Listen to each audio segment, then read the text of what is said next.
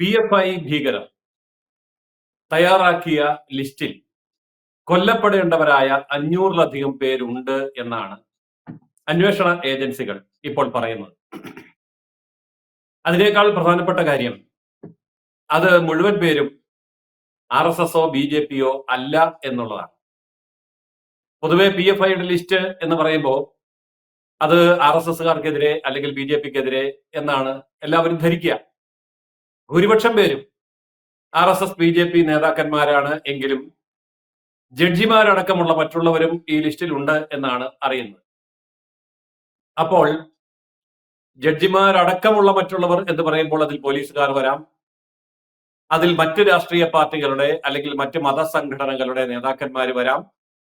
കൃത്യമായ ലിസ്റ്റ് കണ്ടാൽ മാത്രമേ നമുക്കത് പൂർണ്ണമായി ബോധ്യപ്പെടുകയുള്ളൂ.